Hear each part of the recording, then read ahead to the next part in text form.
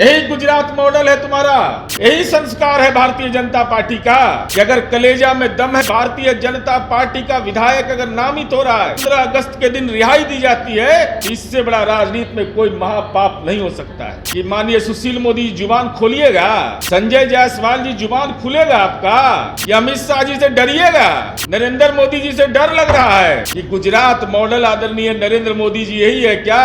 नमस्कार, आप देख रहे हैं लाइव सिटीज में हूं आपके साथ शिवम। जेडीयू के मुख्य प्रवक्ता नीरज कुमार ने आज भारतीय जनता पार्टी को लेकर एक बड़ा खुलासा किया है और उन्होंने यह तक कह दिया है कि सुशील कुमार मोदी जी, संजय जायसवाल जी अपना जुबान खोलिएगा या फिर प्रधानमंत्री नरेंद्र मोदी के साथ साथ गृह मंत्री अमित शाह से डर लगता है। क्या कुछ कह रहे हैं नीरज कुमार, पहले आप वो सुने। हमारी पार्टी की राष्ट्रीय कार्यकारिणी और राष्ट्रीय परिषद की बैठक हुई और उसमें हमने प्रस्ताव पारित किया कि आप लोग को लगता है कि क्यों हम अलग हो गए। उसमें एक महत्वपूर्ण कारण हम लोगों ने बताया था कि देश में जो केंद्र में बैठी हुई सरकार और जो भारतीय जनता पार्टी है वह संवैधानिक संस्थाओं का हनन कर रही है, उसको कमजोर कर रही है, देश के संविधान की धज्जियां उड़ाई जा रही हैं। तो हमारी पार्टी की राष्ट्रीय कार्यकारिणी ने इस पर प्रस्ताव पारित किया और इस संदर्भ में आप तमाम लोग, मीडिया के लोग गवाह हैं कि हमारे लिए चिंता का विषय इसलिए हुआ कि हमारे मुख्यमंत्री नीतीश कुमार जी, जो बेटियों के सशक्तिकरण के लिए जाने जाते हैं, महिला सशक्तिकरण में बिहार रोल मॉडल स्टेट माना जाता है, और इस संदर्भ में देश के पूर्व राष्ट्रपति प्रतिभा पाटिल जी जब बिहार आई थी तो उन्होंने कहा था कि बिहार मॉडल स्टेट है। लेकिन देश के अंदर भारतीय जनता पार्टी जिस ढंग का आचरण पेश कर रही है वह देश के लिए चिंता का विषय है। हमारी चिंता इस बात के लिए कि संवैधानिक संस्थाएं बचेंगी कि नहीं बचेंगी, देश के अंदर में सामाजिक मूल्य संरक्षित रहेंगे या नहीं रहेंगे।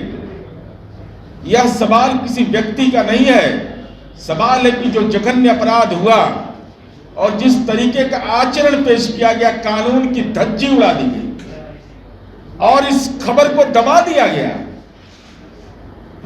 एक कोने में खबर रह गई, कोई नहीं जाना कि कितना बड़ा सामाजिक महापाप इस देश के अंदर में हुआ है। हम इस बात की चर्चा इसलिए करना चाहते हैं कि हमने आरोप लगाया था कि संवैधानिक संस्थाओं को केंद्र की सरकार भारतीय के संज्ञान में रहने के बावजूद उनके राज्य शासित क्षेत्र गुजरात में इसकी धज्जियां उड़ाई गई। और मैं प्रमाणिक दस्तावेज के साथ इन बातों का खुलासा करना चाहता हूं। 19 वर्षीय गर्भवती महिला के साथ, जिसके पेट में 3 माह का बच्चा था, सामूहिक बलात्कार की घटना हुई। ये सामाजिक महापाप था यह।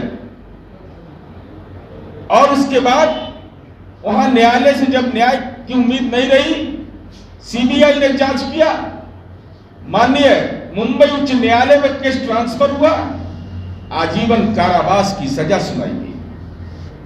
चूंकि यह जघन्य अपराध था यह, और कानून का राज की बात करते हैं लोग, तो हम उनसे पूछना चाहते हैं कि जंगल राज किसको कहते हैं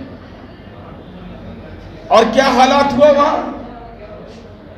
उस मामले की मैं चर्चा करना चाहता हूं। उसके पहले मैं यह बताना चाहता हूं कि सजा माफी का क्या प्रावधान है देश के संवैधानिक व्यवस्था में। महामहिम राष्ट्रपति, महामहिम राज्यपाल और राज्य सरकार द्वारा गठित परिहार समिति इसके लिए बनी हुई है। यही व्यवस्था है देश के अंदर में, और देश के अंदर इसी व्यवस्था के आधार पर सजा माफी की घोषणा की जाती है। भारतीय दंड संहिता जो सीआरपीसी है, आईपीसी है, 433A के तहत सजा काट रहे अधिकार कैदियों को सजा माफ करने का अधिकार प्राप्त है। मैं चंद राज्यों का उदाहरण भी देना चाहता हूं, क्योंकि यह सवाल महत्वपूर्ण है। किस तरीके से कानून की धज्जी उड़ाई गई, यही गुजरात मॉडल की चर्चा देश के अंदर में आदरणीय प्रधानमंत्री जी करते हैं। बिहार भाजपा को भी प्रेरणा स्रोत लगता है गुजरात, तो हम उनकी जुबान से सुनना चाहते कि क्या यह न्याय संगत है। में भी परिहार बोर्ड है जहां भारतीय जनता पार्टी की हुकूमत है, वहां कारा विभाग के डीजी और उत्तर प्रदेश के कार्यरत उच्च पदाधिकारी उसके सदस्य होते हैं।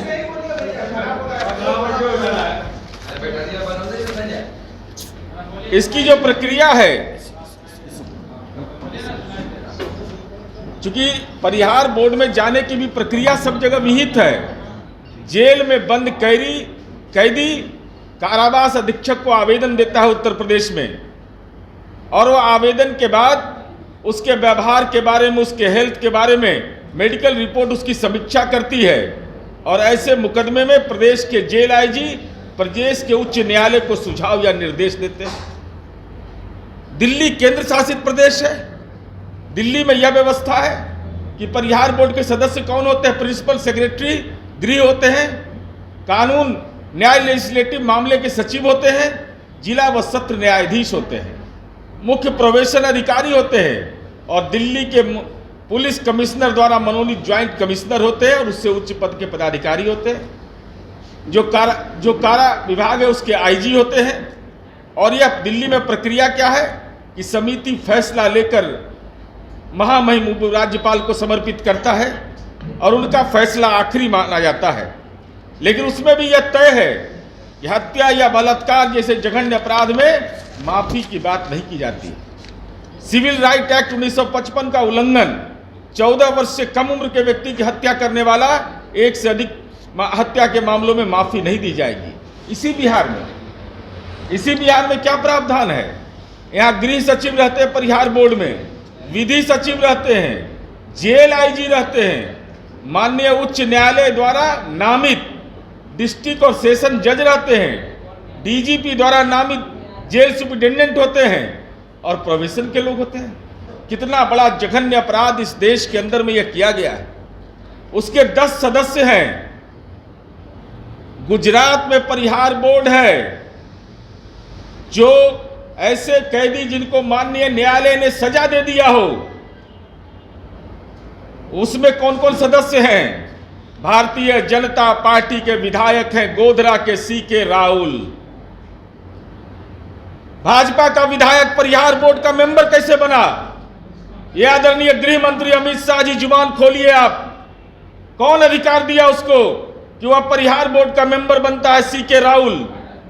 भारतीय जनता पार्टी के दूसरे विधायक कालोल से सुमन बेन चौहान उसके मेंबर हैं। ये परिहार बोर्ड के मेंबर हैं।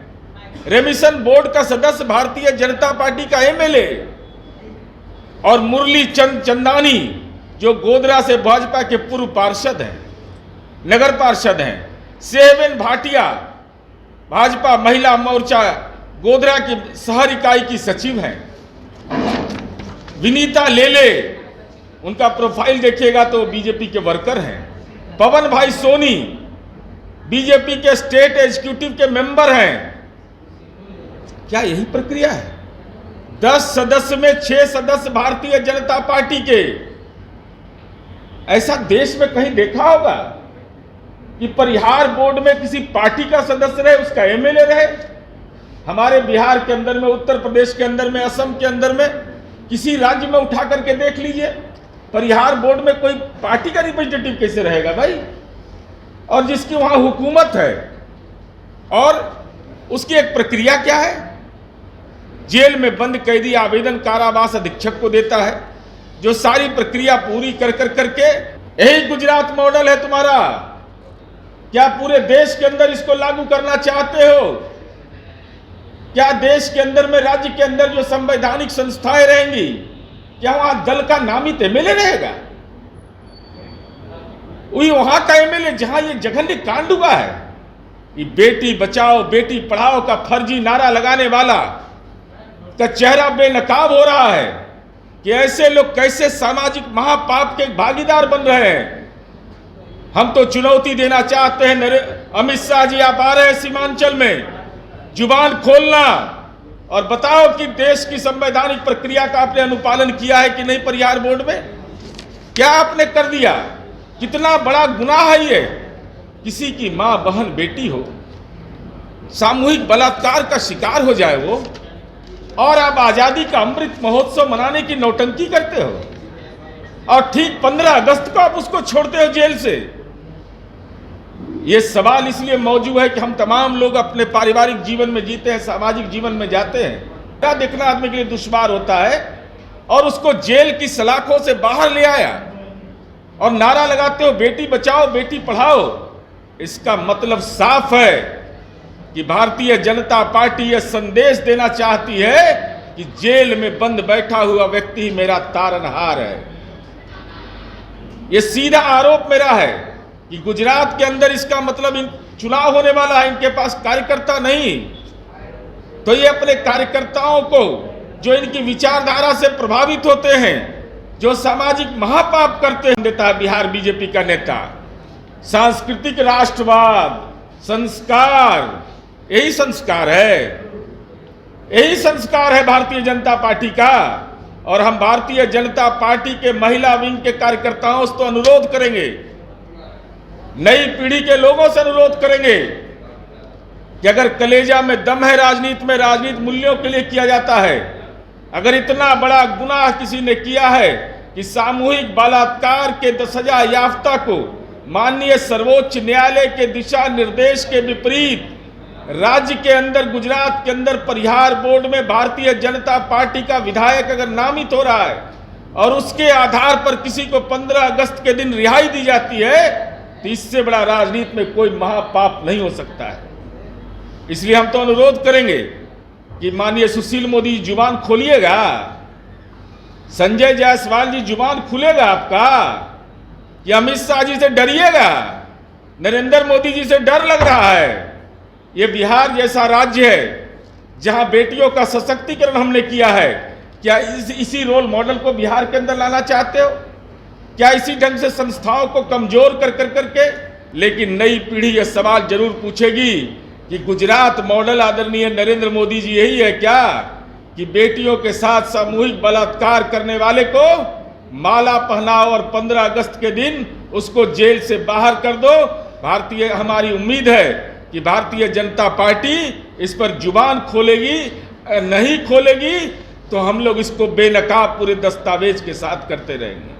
तो आपने साफ तौर पे सुना, जेडीयू के मुख्य प्रवक्ता नीरज कुमार ने आज भारतीय जनता पार्टी को लेकर एक बड़ा खुलासा किया है और साथ ही साथ उन्होंने बिहार के पूर्व उप मुख्यमंत्री सुशील कुमार मोदी के साथ साथ बिहार बीजेपी के प्रदेश अध्यक्ष डॉक्टर संजय जायसवाल पर भी जोरदार हमला बोला है। बहरहाल बने रहे हमारे साथ। अगर आपने हमारे चैनल को सब्सक्राइब नहीं किया है तो जल्द से जल्द सब्सक्राइब कर ले। धन्यवाद।